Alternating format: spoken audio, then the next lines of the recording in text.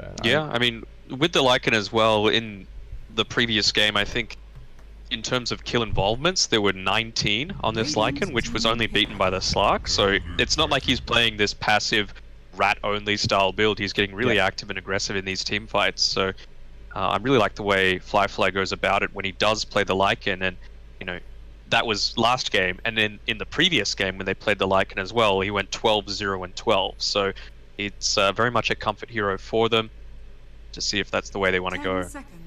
Okay, we got Elder Titan coming in here. What I guess more AoE control, pretty good tri-lane versus tri-lane hero if it does come down to that. Gives them just more AoE team fight on top of what they've already got, which I don't think they're going to be complaining about. With the Stomp, it gives a nice setup for the Spear as well. You can get the exact target that you want. For sure. And prevent the enemy team from saving whoever's then being knocked out of position. So definitely a fan. IG gonna have to show us another core here. I would guess just picking their carry. I'm not sure exactly what they want though. I guess if they want to keep the aggressive trial lane option open, then it has to be something kind of like a Wraith King or in that vein. But if they're willing to just say, okay, well, we're going to just go 2-1-2, maybe you could see something like a Terrorblade coming in, though maybe a little bit tricky against the Mars. Okay, they're just going to go for the Riki. Yeah, very much the tempo, the pace setter throughout the game. Create a lot of havoc so that Nature's Prophet can TP in when he need. I feel like a lot of what IG's drafts do is they enable JT to be the one that sets the speed of the game for them, and something a little different. Okay, I'm liking this. RNG changing it up a little bit, going with the Naga Siren, allowing for a bit more of the turnaround potential, the counter plays coming with that Song of the Siren. It's we've on one side, on IG side, we've got almost literally zero team fight other than whatever Rubik steals, and on the side of RNG we have nothing but team fight. 5 seconds with setup and stomps and earth splitters and everything else, and plenty of long cooldowns. So it can work if they can get their team fight execution down, but it is also worrying if they fall behind at all out of the lanes and then just get run at. I kind of worry for their lineup's ability to turn it back around. We'll have to see.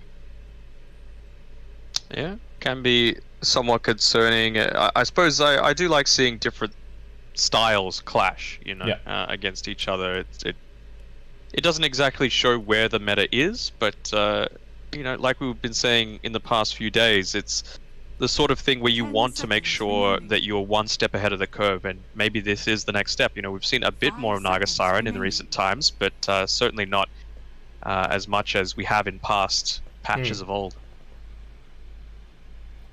Yeah, it'll be...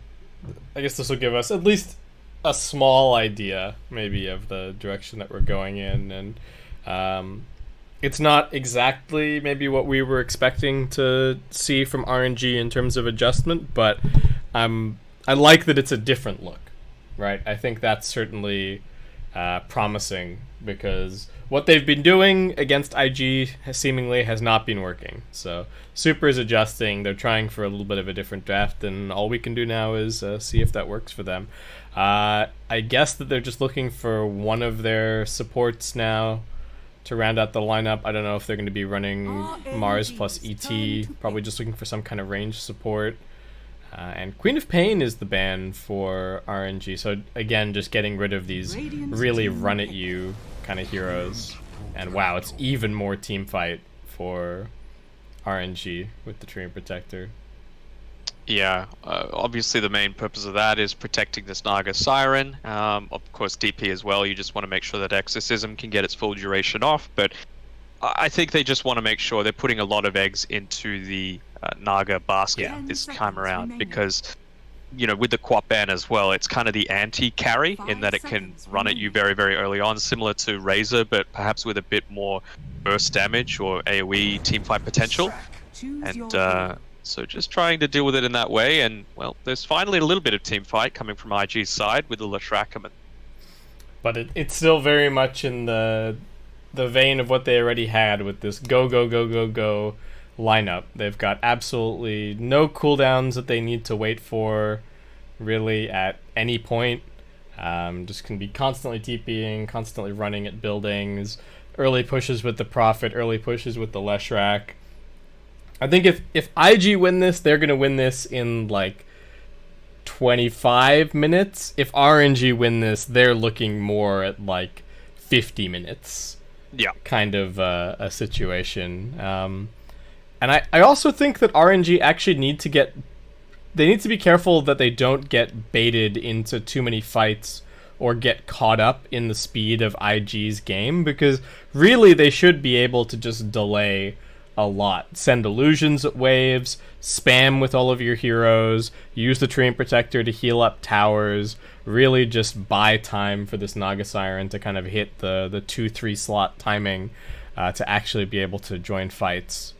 And not just go and use the threat of your ultimates more than actually using your ultimates. Because I think if they pop all of their ults to win one fight, then they're just going to lose like 2 towers immediately after that when IG respawn.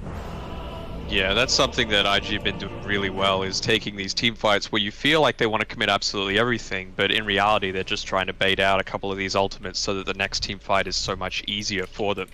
I think a big part of this as well in terms of RNG success is how it is going to be put on September. How successful he's going to be in being able to get some early farm, in not dying. If he can get that early Meteor Hammer, he could start to go very aggressive, start to nuke out some creep waves, slow down the progress of IG, and then eventually do a similar role to, I guess, kind of what Nature's Prophet's doing, TP to the fights and then have a big impact in that way. Yeah, I'm also interested to see if this Treant Protector is going to be any good. It was a hero that, a couple of patches ago, after some of the changes, was insanely popular. Sort of at the beginning of this ranked season, he was like the position for support.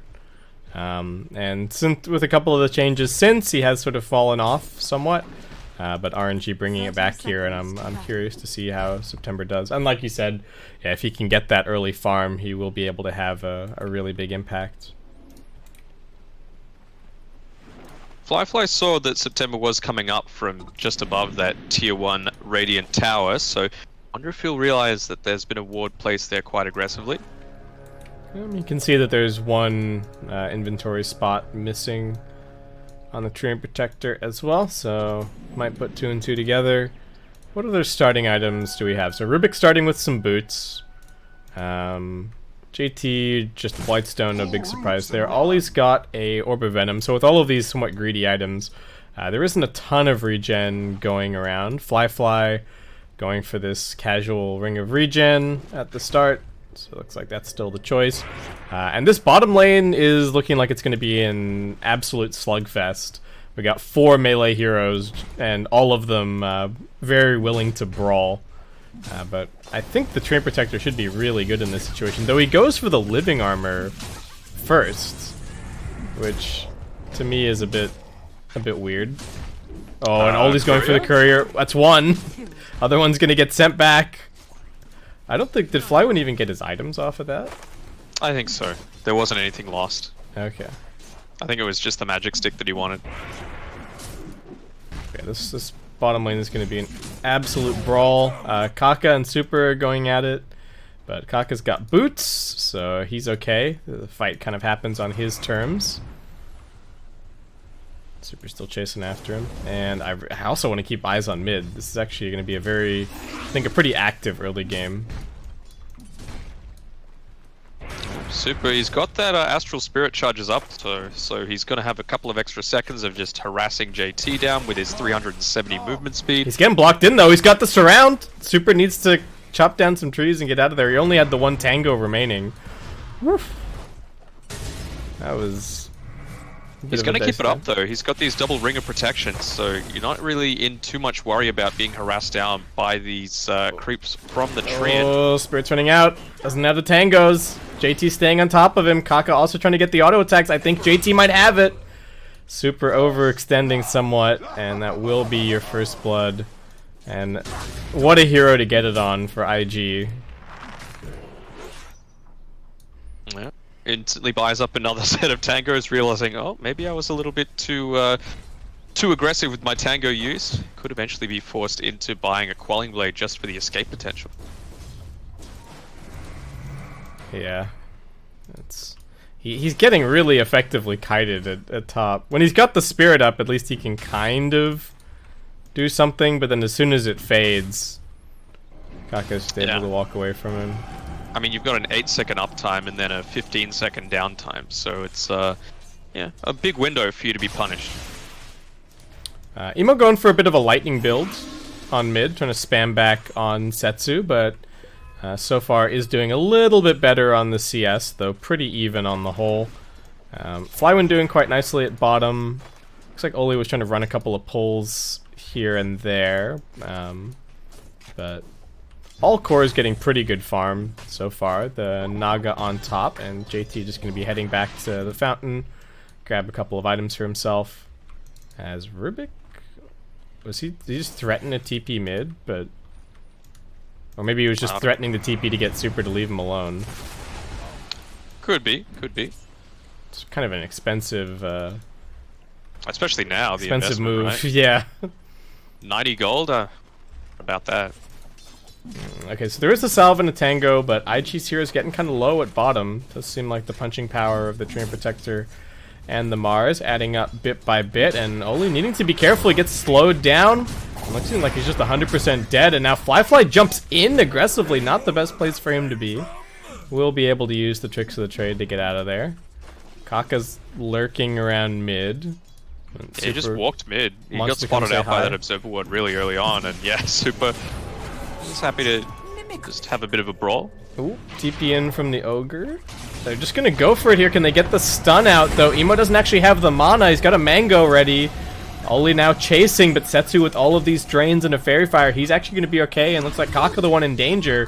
One more nuke. They also had the Living Armor coming in. And nice turnaround there from RNG with both supports rotating mid for the Radiant side. Yeah, nicely done, realizing the importance of having that maximum Spirit Siphon to prevent any sorts of ganks that might be coming through. Alright, glyph the wave. What else is happening? So Kaka's back top. Super and Kaka have just been fighting non-stop outside of the lane this entire time, but across the board does seem like RNG taking a little bit of an early lead, and definitely going to be happy about that with the kind of lineup that they've got. Really need to get on that early start. Oli is going to be able to outclick September at bottom, grab the bounty rune, and now he's actually going to go and run for the other one as well. September not really able to contest it, seemingly. So that is going to be IG getting 3 out of 4 on the bounties. Super is behind the tower at mid. Are they hoping for a dive with the Exorcism? Is that the plan here? I would think so. You know, the big reason why DP came back into the meta so strongly is because of that 20% movement speed bonus. So as soon as he builds up maybe into these boots, which he's just gotten delivered out to him, maybe it's going to be go time. Would have been a little bit easier if they still had the glyph. But might still be able to make an attempt of it. And they've also got the Treant Protector rotating over. Alright. Has anyone been scouted yet? I think the ET may have just stepped out into vision. So Emo with this defensive ward on his own hill actually spotting this out. He's still playing it cool. Just gonna let the Ogre kind of rotate into position and sit behind him. But it does seem like they're well aware of this gank potential, though there is a DD on the Death Prophet.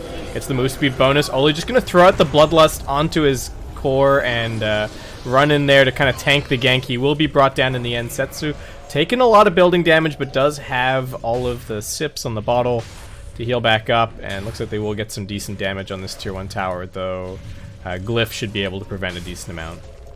Yeah, especially with that double damage. You know, nice use the Fade Bolt by Kaka, both to pull the creeps away as well as just to reduce that right click. And they're Setsu knowing that he's going to get the heal back, so willing to tank the tower up just a little bit. Good efficiency there. Firefly getting chased by Flywind, knocked back, one more touch. And that is just a straight up solo kill for the Mars. Oof. Tricks of the trade on cooldown, couldn't get a blink strike anywhere useful. Free kill. Yeah, really nicely done. The Naga Siren as well, having a nice game up on the top side, has already built up into a few of those stat items, going into the power treads next. And it's going to be a lot harder to deal with all these illusions. Yeah, you've got some good AoE damage coming from the Fade Bolt, of course the Leshrac, and eventually the Wrath of Nature, but they don't always have to be in the same position. They can be around the map doing a whole lot of objective taking and farming at the same time. This is kind of the dream start for a Naga, right? You're just getting kind of uninterrupted free farm, you're getting all of your early stat items, and that curve is just going to accelerate so hard. We do have a rotation down here at bottom. Kako wants to look for this kill on the Train Protector, and I think they might be able to get it September. 1 point in the living armor helps him somewhat, but JT, Wrath of Nature, bounces through, and he will be the one to snipe that kill from the other side of the map. So IG's firing back a bit. He's held on to that third skill point for a long time on this Treant as well, just not wanting to fully commit onto anything, and it's going to be hard to get anything done. Nice snipe of the Illusion Rune as well to prevent Setsu's sustain in the lane. But yeah, what can you really do against a Riki as a Treant Protector? Not all too much. You can just, or at least pre-ultimate, you can just use your tricks of the trade to get out. Ooh, Flywind getting gone on.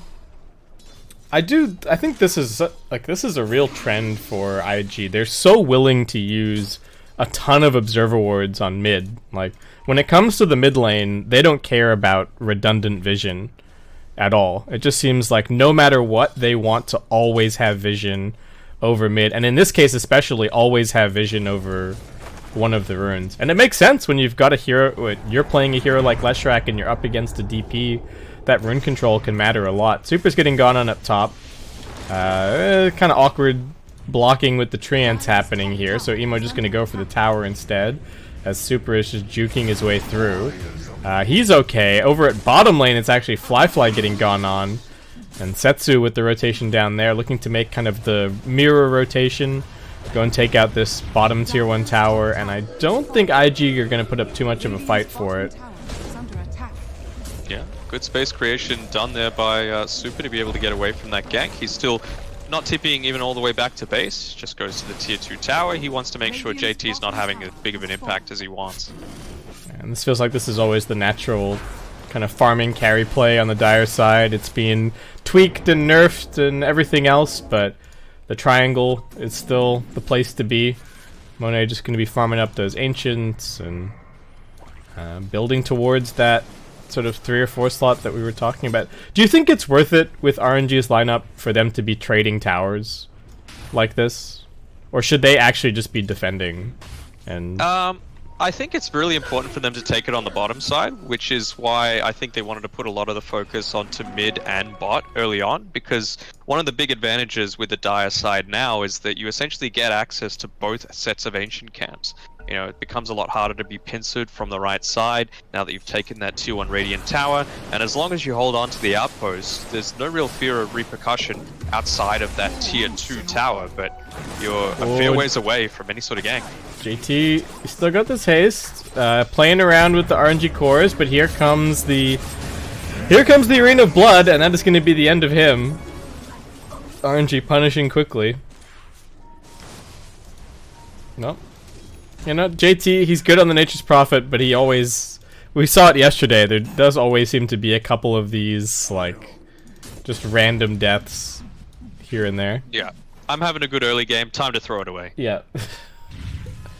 Well, you could see here, Monet, he went straight for that Ancient stack as soon as they had the early potential. Now he's got the first Blade of Alacrity, he's nearly finished up his Yasha, and see, just having that tier 1 tower gone on the bot side gives him the freedom to start pushing into the Radiant jungle. Yeah, I think it's actually a really good point that he can just kind of... It's worth trading those towers just because it makes the gameplay for the Naga Siren really straightforward. You can just go back and forth, farm up the entire jungle, shove out bottom lane when it's needed, and IG don't really have the best answers to this. I think they would love to get their Lesh in and kind of running at the Naga, but it's just not going to be easy with the heroes that RNG have. They've got a lot of team fight and quite a lot of peel as well between the Song and the Train Protector helping out with the living armor. So you're just gonna have to play it kind of stable for now, grab up a couple of items, and then maybe try and make a play. especially now that he's finished up his Manta style. So we were speaking about movement speed before. Well, it just means that he's going to be able to move around the map so much quicker. He just ran into Fly there on the ground, so I wonder if he realizes. Now he does. Okay, Fly wins over here. RNG thinking about taking a fight. I don't know if they want to be diving this tier 1 tower, but maybe they can get the free kill onto Ollie. Nice silence. But Ogre not dead yet. He's got a couple of salves, and now the Elder Titan actually in danger. Super gets lifted in. Emo more than happy to grab that kill. RNG thought that they could burst the tanky Ogre, but he's a bit too beefy for them. Yeah, not this time, and he even had the couple of healing selves, so he doesn't even need to go all the way back. Monet continuing to try and keep the pressure up on this bot side, but you've got 4 heroes in the Radiant jungle trying to make a rotation. Yeah, they're smoking straight towards him. He does have a point in the song, yeah. But they've got pretty good chain stun as well. Oh, they haven't figured out the real one. Monet's asking if they can actually get a team fight going here. It looks like they will be able to. They've got the overgrowth, keeping everybody locked down. Setsu just gonna pop the exorcism, running straight onto Emo. He's not that tanky. The chain stun is good. Nice spear from Kaka, but everyone from RNG arrives, and they find the turnaround. Dominating streak for Setsu. Good instant rotation coming through from RNG to be able to back him up. You know, the instant reaction would understandably be just get the hell out of there. I've dodged a 4-man gank, but wanting to do it. JT in a little bit of trouble as well. Yeah, thought he was safe on mid. Nice spear. JT gonna try for the TP out. Not quite in time though. Setsu able to keep the chase going. And this Death Prophet is just everywhere. 5-0 and 0. Flyby still struggling, trying to jump a little bit further away. Looks like he is going to be alright, but RNG, we thought it was going to be more of the late game lineup, but they're even winning the early game pretty heavily here. Very nicely done by them, and the one thing they do need to be mindful of is they're trying to put so much pressure now onto this mid tower after taking a couple of those key kills. But you've got this Rubik that's just stolen the Spear of Mars, and he's got the Fade Bolt. That's about 700 damage. You know, that's going to wipe out a creep wave instantly and do some significant damage only 14 minutes into the game to any sort of heroes trying to make that push as well. But I think they are more than happy to just kind of be farming somewhat on this Naga Siren. Monet is back right where he wants to be, in the jungle, taking those Ancients. And IG gonna have to think twice about making rotation. I thought it was so cool that they were actually able to, as Flyfly's getting gone on here, that they were actually able to get a counterplay out of that song. I thought for sure it was just gonna be like, oh, song TP, that's the end of it, but great positioning from the supports to be in the right place at the right time.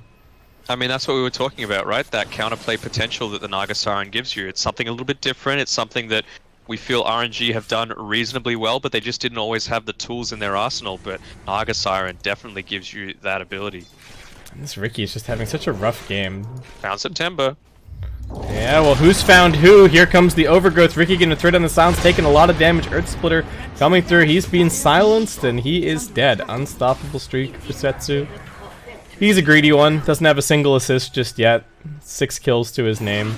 And they've actually got the Exorcism coming off cooldown in just a couple of seconds. Unfortunately, Arcane Rune just running out before that, but can still pressure this tier 2 tower a little bit more. And IG not really in a position to pressure anyone else. They're trying to find this kill onto Flywin. Kaka's chasing after him, but looks like he's going to be okay. And he actually thinks about the turnaround now. Gets the arena down. Arena stolen. Kaka going to try and protect himself with that one, but Setsu still finds him.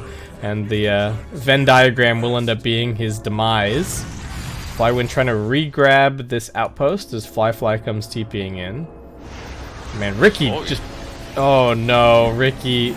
Silence is reasonably long. He does have a 20 charge wand, so he's going to be okay. But man, he needs this Diffusal Blade so badly. Yeah, they're really happy with that on RNG side though, right? They get a kill on the Rubik, they stop the push, and the whole time... Oh, Monet, speaking of him, to use the Song of the Siren. Hit him with the trusty shovel as well, just in the duration, why not? Leshrak, no real way out. Could have turned on the Pulse Nova before using himself there to at least get a little bit of damage, but either way he was dead. And, man, when Ricky doesn't get kills in lane, he really just doesn't do anything. Like, Fly is just trying to slowly farm jungle creeps to finish off his Diffusal Blade. Stolen Exorcism by Kaka here, and I'm really liking the way Monet's going about this as well. You know, obviously he needs to be there to get these kills off. He's gone a bit more of the aggressive build with a couple of the points in the Ensnare before he had everything else maxed out. And once he does that, he just rotates back and starts farming. You know, he doesn't need to be the one pushing these towers. There's the Death Prophet that's able to do that. Mars put some decent damage through, and they're still able to take the tier 1. This is kind of a cool build. Sunroach. He's going for the... Oh, man, they're...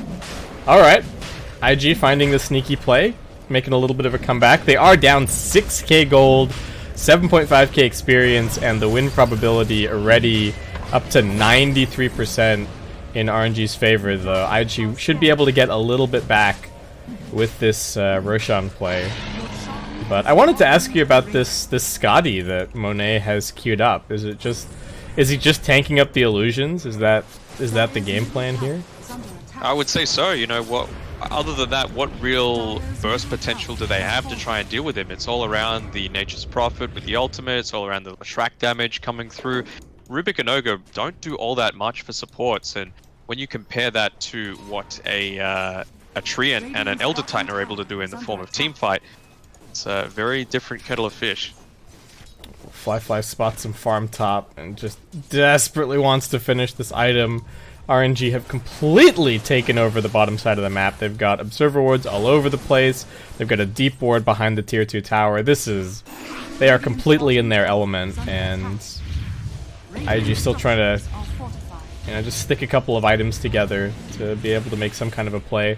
Emo's going for a blade mail. They know that they are on the clock, right? They have to just grab a couple of items and hope that that's going to be enough. JT's also going for a blade mail, so the scaling is really going to stop after that. I mean, the blade mail as well it's kind of odd as a third item, to be honest. As a first item, I can definitely see it for a Nature's Prophet, you know, or any sort of int carry, where you've got a lot of right-click damage coming out, you're very, very strong just based off your inherent toolkit, it gives you a little bit of intellect through the robe, and then if they turn on you, then suddenly they're taking a lot of damage, so it's just this really high burst damage early teamfight build. Ooh. Oh, Arena of Blood gonna be stolen. Flywind couldn't quite get it out in time. Here comes the Earth Splitter, though, dragging Kaka back in. And they've also got the sleep onto 2. Ricky hidden for the time being. Ogre trying for the TP out, but it is going to get interrupted by the overgrowth on the high ground. And RNG will grab the 2 support kills quickly. The Venn diagram of death coming into the equation once more. Still got a decent duration left on this Exorcism. Might start to put a little bit of pressure onto this top side and then look to contest the bounty runes. So from your perspective, what's gone so right for RNG this game? Is this an outdraft? Is this an outplay? Elder Titan getting gone on mid. Is he dead? Yes.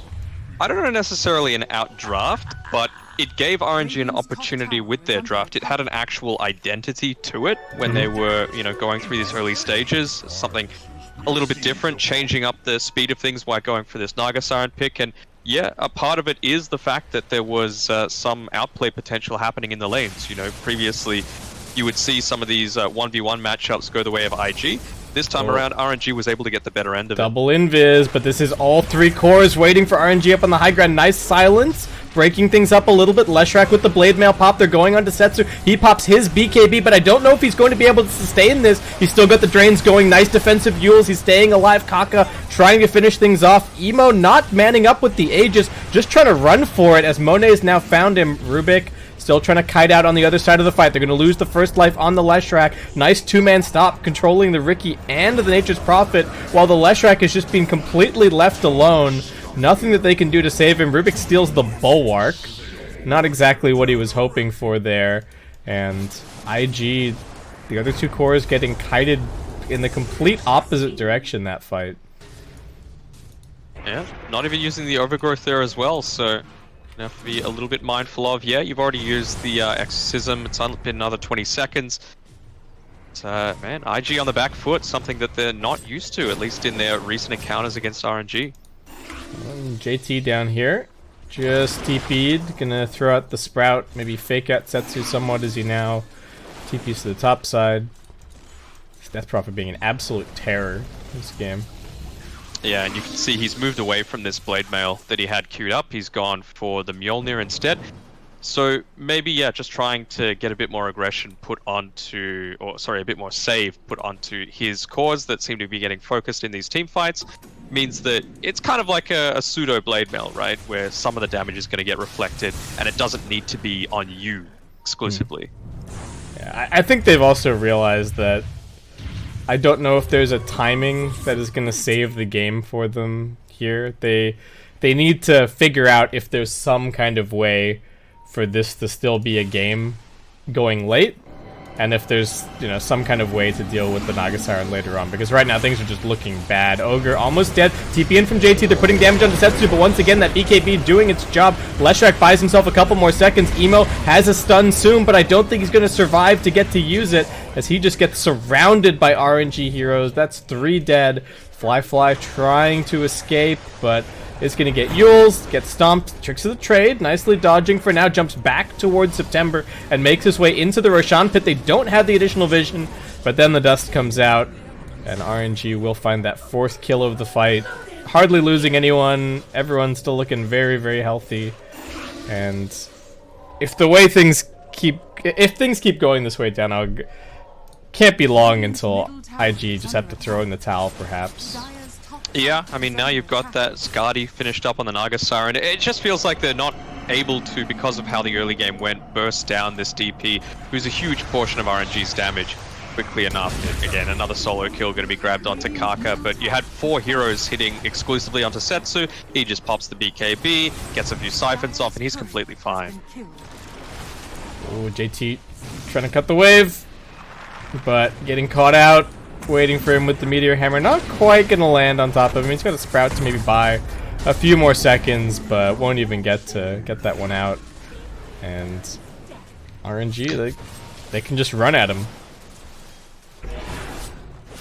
Tried for the cheeky wave cut with the Mjolnir used onto one of the Treants, but wasn't able to finish off the wave. And the pressure's going to keep coming down this mid lane. You've still got a tier 2 tower on Radiant's side, sitting outside. I don't really feel like they need to take it. The bottom and the mid lanes are still very, very important, especially when you've got such a farm-heavy lineup with this Naga Siren. Oh, flat. Yeah. He's being run at. So they got a dust there. There's the overgrowth. There's a Mango chilling up here on the high ground. Hey, bud. And he's surviving a little bit longer, but I don't know if there's any way out. Dust is just about to fade, but that's another godlike streak. And Kaka just gonna tap out now. Doesn't really see a path to victory. The thing so I was saying 25 minutes, right? Yeah, I did not think that RNG would be able to win that fast, but like the IG early game just never came together, and Setsu and the rotations from the supports just destroyed them. Like, it just really feels like the mid and the 2 supports this game for RNG completely had way more impact than anybody on the IG side. And then yeah, Ricky had no game. He was getting solo killed by Flywin. So not only did Setsu have an amazing game, but Flywin also had an amazing game. I think they basically won all of the lanes, or all of the important lanes, and then they went from there. Yeah, I mean, the big thing for me was the turnaround potential. They put a lot more attention onto the RNG mid as well. You know, you saw multiple heroes turning up at the 4-minute mark to make sure he was going to secure the runes, make sure he was able to take much more heavy control over that early game.